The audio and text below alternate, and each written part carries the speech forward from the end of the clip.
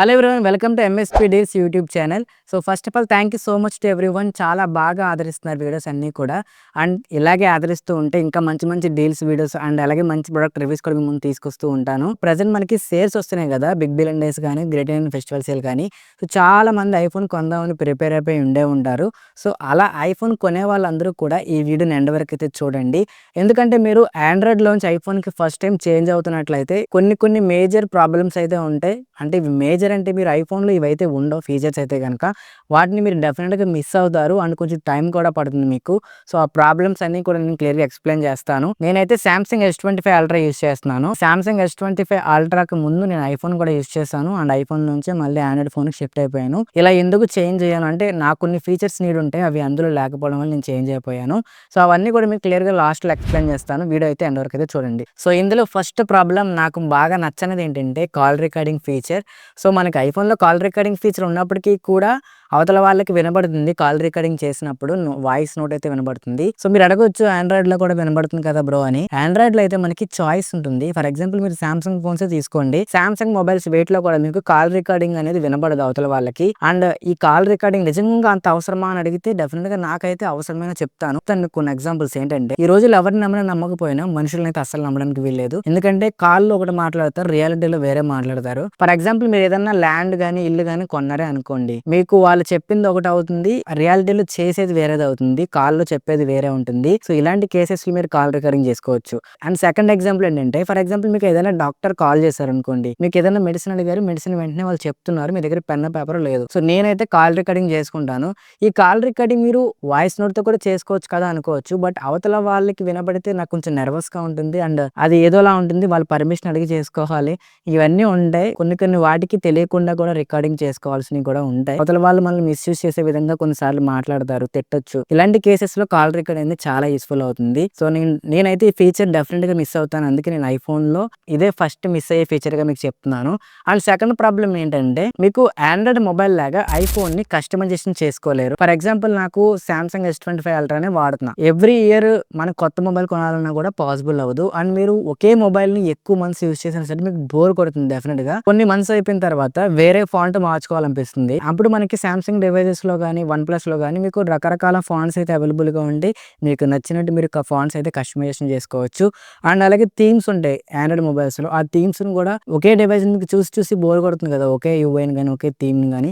So మీకు Android లో అనుకో మీకు డిఫరెంట్ థీమ్స్ ఉంటాయి కాబట్టి మీకు నచ్చిన థీమ్ ని మీరు కస్టమైజేషన్ చేసుకోవచ్చు. ఇవే కాకుండా ఇంకా చాలా కస్టమైజేషన్స్ అయితే ఆండ్రాయిడ్ డివైస్ లో ఉంటాయి. ఇవి మీరు డెఫినెట్ గా ఐఫోన్ లో అయితే మిస్ అవుతారు వెళ్ళిన కొత్తలో. ఒకవేళ మీకు అలవాటు అయ్యే కొద్దీ మీరు ఓకే అనుకుంటే గనుక మీకు ఈ ప్రాబ్లం అయితే ఉండదు. అండ్ థర్డ్ ప్రాబ్లం ఏంటంటే, మీరు ఈజీగా విండోస్ పీసీలోకి ఐఫోన్ లోంచి ఫైల్స్ అయితే ట్రాన్స్ఫర్ చేసుకోలేరు. ఫర్ ఎగ్జాంపుల్ మీరు ఆండ్రాయిడ్ లోంచి అనుకోండి, డాటా కేబుల్ పెట్టుకుంటారు, వెంటనే ట్రాన్స్ఫర్ చేసేసుకుంటారు. బట్ ఐఫోన్ లో మాత్రం అలా ఉండదు, కొంచెం డిఫికల్ట్ గా ఉంటుంది. మీరు ఏదైనా ఫైల్ పంపుకోవాలంటే వాటిని మళ్ళీ డ్రైవ్ లోకి అప్లోడ్ చేసుకొని డ్రైవ్ లోంచి ఆ డ్రైవ్ అనేది పీసీలో ఓపెన్ చేసి మళ్ళీ అక్కడ నుంచి డౌన్లోడ్ చేసుకోవాలి. ఇంత ప్రాసెస్ అయితే ఉంటుంది. ఇది డెఫినెట్ గా కొంచెం ఇబ్బందిగానే ఫీల్ అవుతారు. నేనైతే చాలా ఇబ్బందిగా ఫీల్ అయ్యా. దీనికోసం మళ్ళీ మీరు యాపిల్ ఎకో సిస్టమ్ లోకి ఎంటర్ అవ్వాలి. లేకపోతే కనుక మెల్లగా మ్యాక్ బుక్ తీసుకుంటే మీకు మళ్ళీ ఈజీ అవుతుంది, ఎయిర్ డ్రాప్ ఫీచర్ ఉంటుంది కాబట్టి. సో ఇది కూడా ఒక మేజర్ ప్రాబ్లమ్ గానే చెప్తాను. మీకు ఐఫోన్స్ లో ఆండ్రాయిడ్ తో కంపేర్ చేస్తే లో బ్యాటరీ అయితే ఉంటుంది. ఫర్ ఎగ్జాంపుల్ మీరు ఐఫోన్ బేస్ మోడల్స్ తీసుకోండి, ఐఫోన్ 16 గానీ 15 గానీ. ఒకవేళ మీ ఫ్రెండ్స్ ఎవరైనా ఇవి యూస్ చేస్తూ ఉన్నట్లయితే ఒకసారి బ్యాటరీ బ్యాకప్ ఎలా ఉందో కనుక్కోండి.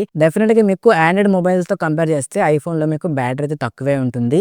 అండ్ ఫిఫ్త్ ప్రాబ్లం ఏంటంటే డ్యూయల్ యాప్. మీకు ఆండ్రాయిడ్ లో బాగా డ్యూయల్ యాప్స్ వాడడం అలవాటు ఉందనుకోండి, మీరు ఐఫోన్లో అదైతే డెఫినెట్గా మిస్ అవుతారు. కొంతమంది 2 ఇన్స్టాగ్రామ్లు, 2 వాట్సాప్లు, లేకపోతే 2 ఫేస్బుక్లు కానీ ఇలా రెండు యాప్స్ అన్ని వాడడం అలవాటు ఉన్న వాళ్ళు ఉంటారు. సో అలాంటి డ్యూయల్ యాప్స్ ఫీచర్స్ అయితే మీకు ఐఫోన్లో అయితే ఉండవు. అండ్ నెక్స్ట్ వన్ ఏంటంటే స్లో ఛార్జింగ్. మీరు ఐఫోన్లో 25 వాట్ ఛార్జర్ అవైలబుల్గా ఉంటుంది, మీకు బ్యాటరీ ఫుల్ అవ్వాలి సరే నియర్లీ 1.5 అవర్ పడుతుంది.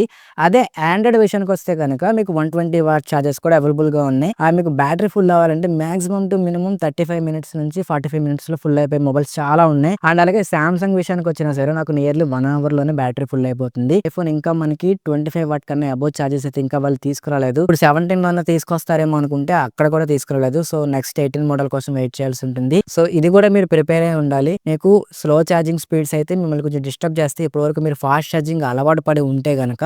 అండ్ నెక్స్ట్ ప్రాబ్లం ఏంటంటే, మీరు ఒక్కసారి ఐఫోన్ కొన్న తర్వాత మీరు ప్రతి యాప్ అంటే మీకు కొన్ని యాప్స్ పెయిడ్ యాప్స్ ఉంటాయి కదా, అవన్నీ కూడా మీరు యాప్ స్టోర్ లోంచి డైరెక్ట్ గా కొనుక్కోవాల్సి ఉంటుంది. మీకు థర్డ్ పార్టీ ఇన్‌స్టాలేషన్ అయితే ఏమీ ఉండదు. ఇది వాళ్ళు మన సెక్యూరిటీ కోసమే ఇవ్వలేదని అందరికీ తెలుసు. బట్ ఏంటంటే మిడిల్ క్లాస్ వాళ్ళు ఎవరైతే కొంచెం అమౌంట్ దాచుకొని ఐఫోన్ కొనుక్కుంటారో సో వాళ్ళకి డెఫినిట్‌గా ఇది మేజర్ ఇష్యూ అయితే అవుతుంది.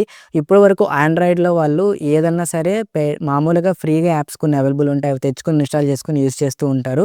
బట్ ఇక్కడ నుంచి ప్రతిదీ కొనుక్కోవాలంటే వాళ్ళకి కొంచెం బడ్జెట్ ఇష్యూస్ వస్తాయి కాబట్టి ఇది కూడా వాళ్ళకొక ప్రాబ్లమ్ అయితే ఉంటుంది. అండ్ నెక్స్ట్ ప్రాబ్లమ్ ఏంటంటే యాపిల్ ఎకోసిస్టమ్. ఇదే నాకు బాగా బిగ్గెస్ట్ ప్రాబ్లమ్ అనమాట.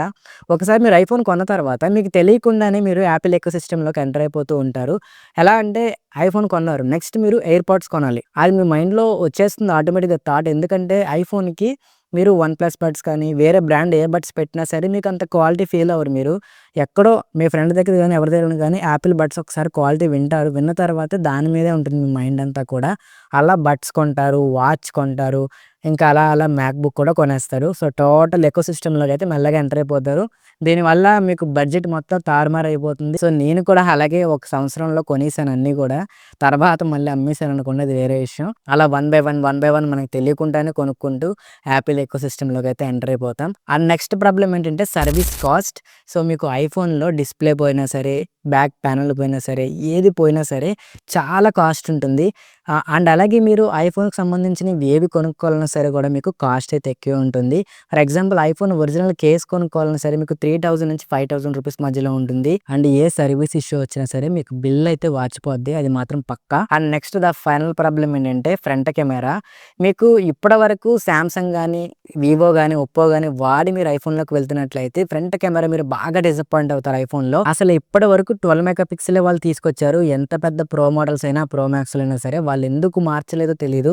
బట్ ఇప్పుడు లేటెస్ట్ 17 సిరీస్‌లో వాళ్ళు 24 మెగా పిక్సెల్‌కి అప్‌గ్రేడ్ చేశారు దాన్ని. ఇది ఒక మంచి విషయం అని చెప్పాలి. అండ్ ఇప్పుడు కెమెరా క్వాలిటీ ఎలా ఉందో మనం 17 సిరీస్‌లో చూడాలి. డెఫినిట్‌గా ఆఫర్‌లో వస్తే 16 ఉంటారు కాబట్టి ఫ్రంట్ కెమెరా అయితే మిమ్మల్ని డెఫినెట్‌లీ డిసప్పాయింట్ చేద్ది. ఎందుకంటే లాస్ట్ 4 ఇయర్స్ నుంచి వాళ్ళు ఫ్రంట్ కెమెరా అయితే చేంజ్ చేయలేదు. అదే ఫ్రంట్ కెమెరా తీసుకొచ్చారు. మీరు సామ్‌సంగ్ గానీ, ఒప్పో గానీ వాడుతున్నట్లయితే గనక మీరు ఫ్రంట్ కెమెరాతో ఫోటో దిగితే అవి మీరు ఇన్‌స్టాంట్‌గా ఎడిటింగ్ చేసుకోకుండానే ఇన్‌స్టాగ్రామ్‌లో అప్‌లోడ్ చేసే విధంగా ఉంటాయి క్వాలిటీ.